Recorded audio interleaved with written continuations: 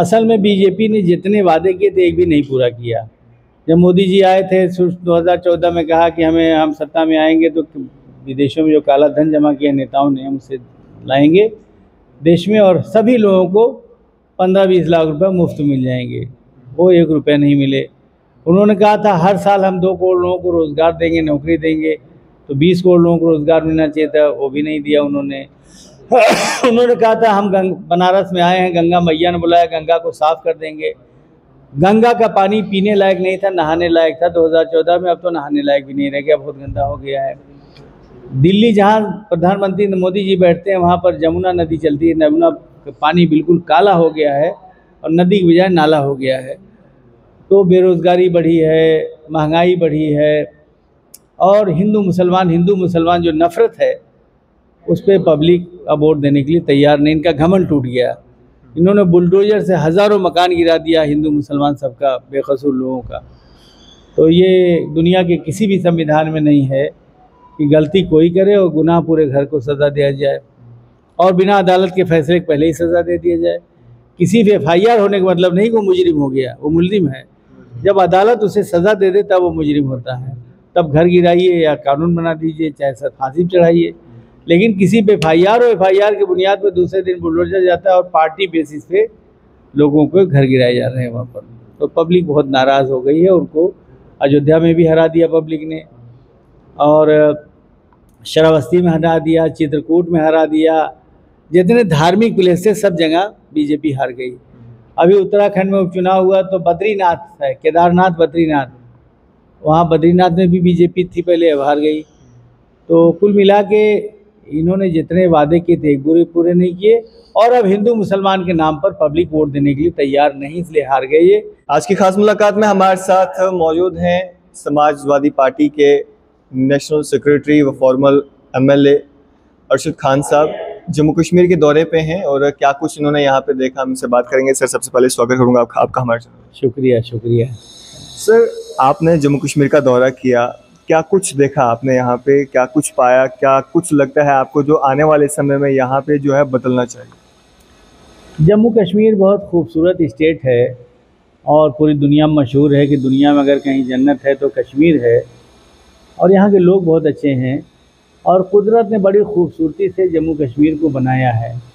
यहाँ थोड़ा सा गर्म है, वहाँ ठंडा है, मौसम भी बढ़िया है और पहाड़ियों पे भी पेड़ हैं, जड़ी बूटियाँ हैं, एक से एक जड़ी बूटियाँ हैं, तमाम तरह के ड्राई फ्रूट्स हैं, सेब हैं और दूसरे भी फ्रूट्स हैं, झीलें हैं, मछलियाँ हैं, तरक्की के लिए तमाम चीज़ें मौजूद हैं। थोड़ा कुछ एक्सीडेंटल मामला रहा कि यहाँ थोड़ा डिस्टर्ब रहा है स्टेट, जिससे बहुत पिछड़ गया है। और आदरणीय नरेंद्र मोदी जी ने एज ए प्रधानमंत्री बहुत से अच्छे काम किए हैं और कुछ नहीं भी हुए हैं। अच्छे काम में एक तो सबसे बड़ा काम है कि एक बहुत बड़ा चिनाब का पुल बना दिया, दुनिया का सबसे ऊंचा पुल। रेल शुरू करने जा रहे हैं श्रीनगर से जम्मू तक और मुझे लगता है कि दिल्ली से जम्मू और श्रीनगर तक भी जल्द ही ट्रेन शुरू हो जाएगी। ये बहुत अच्छा सराहनीय काम उनका है जिसकी हम सराहना करते हैं। लेकिन जो उन्होंने इसका स्टेट का दर्जा ख़त्म कर दिया तो जम्मू कश्मीर की आवाम उससे नाराज़ है। जम्मू कश्मीर के हिंदू मुसलमान सिख ईसाई दलित आदिवासी चाहते हैं कि जम्मू कश्मीर को मुकम्मल राज्य का दर्जा दिया जाए ताकि ये लोग अपना मुख्यमंत्री सेलेक्ट करें, अपने MLA सेलेक्ट करें और उन्हें अपने बारे में फैसला लेने का राइट भी हो। जम्मू कश्मीर के आवाम को, उनके रिप्रेजेंटेटिव को, उनके MLA और चीफ मिनिस्टर को पूरा, ये नहीं कि चीफ मिनिस्टर यहाँ बना दें और हुकूमत दिल्ली से चले तो यहाँ के अवाम इसे पसंद नहीं कर रहे हैं। तो समाजवादी पार्टी चाहती है जम्मू कश्मीर को मुकम्मल राज्य का दर्जा दिया जाए ताकि इनकी डिमांड जो पूरी हो। बेरोज़गारी बहुत बड़ी है तो यहाँ के लोगों को नौकरियाँ दिया जाए, नौकरी और अवसर पैदा किए जाएँ। रोज़गार बढ़ावा देने के लिए यहाँ के सबको लोन दिया जाए, सब्सिडीज़ दी जाए जो ट्राइबल्स और पहाड़ी इलाके हैं। और उसके बाद जो है लाइसेंस, सबसे बड़ा यहाँ के लोगों के साथ इंजस्टिस ये है कि 2 साल पहले अरबों रुपए के सेब सड़ गए श्रीनगर से और दिल्ली जाते हैं और रास्ते में सड़ गए, क्योंकि अडानी जी का सेब ईरान से आया था, उसे भिजवाने के लिए सड़ा दिया गया। साजिश करके। हम चाहते हैं यहाँ के लोगों को एक्सपोर्ट इंपोर्ट का लाइसेंस धुआंधार दिया जाए जम्मू कश्मीर के लोगों को, ताकि यहाँ के ड्राई फ्रूट्स, अखरोट, बादाम और तमाम चीज़ें हैं, सेब हैं, केसर है और तमाम चीज़ें जो पैदा होती है ये यहाँ से पूरी दुनिया की मार्केट में, Africa, Europe, Asia, Arab country, हर जगह भेजकर और को पैसा कमाएं, तरक्की करें। और जब कारोबार बढ़ेगा, खेती बढ़ेगी और सेब और सब चीज़ें सड़ने नहीं पाएंगे तो ऑटोमेटिक खुशहाली आ जाएगी, बेरोज़गारी दूर होगी। और यहाँ के लोग आवाम आतंकवाद नहीं चाहती। भारत सरकार मजबूती से बॉर्डर को अगर ठीक कर दे, जो थोड़ा बहुत कमी कहीं कहीं रह जाती है कि हमारे बीएसएफ हैं, फ़ौज के लोग हैं, और उसको सही कर दें, बाहर से कोई ना आने पाए बॉर्डर क्रॉस करके, तो आतंकवाद बिल्कुल नहीं हो। क्योंकि पब्लिक नहीं चाहती आतंकवाद, हिंदू और मुसलमान नहीं चाहते। हाँ, जब वहाँ से बाहर से कोई एंट्री कर लेता है नाजायज़ ढंग से, तो यहाँ के किसी न किसी को बहकाकर वो अपने काम में शामिल कर लेता है। तो ये हमारी भारत सरकार की ड्यूटी है कि बॉर्डर को ऐसा बना दे कि एक परिंदा भी पर ना मार सके, उधर से कोई इंसान इधर ना आ सके, तो आतंकवाद बिल्कुल आना बंद हो जाएगा। यहाँ बहुत सारे इलाके हैं, किश्तवाड़ के ग्रामीण इलाके हैं, गांव के इलाके हैं, और कई जगहों पर हमने देखा है तो वहाँ इलाज की बिल्कुल फैसिलिटी नहीं है, एजुकेशन नहीं है, बिल्कुल नहीं है। कुछ इलाके ही नहीं जानते कि दवा भी खाई जाती है। तो मोबाइल वो hospital, mobile school, mobile junior high school, mobile primary school, mobile college यहाँ बना दिए जाए ताकि पहाड़ी इलाकों में और हर जगह पर तालीम पहुँच जाए। इसके लिए समाजवादी पार्टी लड़ाई भी लड़ेगी, और अगर समाजवादी पार्टी, कांग्रेस पार्टी की यहाँ सरकार बनी तो हम इस पर काम भी करेंगे कि मोबाइल स्कूल, कॉलेज, हॉस्पिटल बनाकर एजुकेशन और हेल्थ हर घर तक पहुँचाया जाए। कहीं ना कहीं आप ये कहना चाहते हैं कि आने वाले समय में असेंबली इलेक्शन जो है समाजवादी पार्टी यहाँ से लड़ेगी?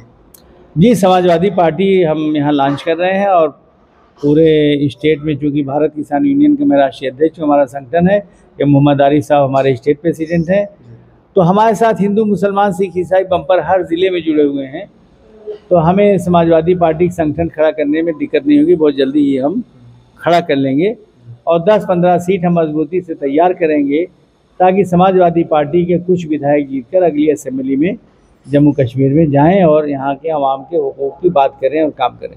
तो जिस तरह से लोकसभा इलेक्शंस में सीट शेयरिंग्स हुई थी, क्या असेंबली इलेक्शंस में सीट शेयरिंग देखने को मिली? हाँ, इंडिया गठबंधन आज भी टूटा नहीं, मौजूद है, और इंडिया गठबंधन पूरी कंट्री में आज भी काम कर रहा है।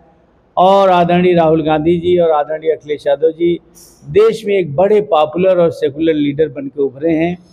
कांग्रेस पार्टी भी खूब आगे बढ़ी है, और समाजवादी पार्टी देश की तीसरी सबसे बड़ी पार्टी बन गई है।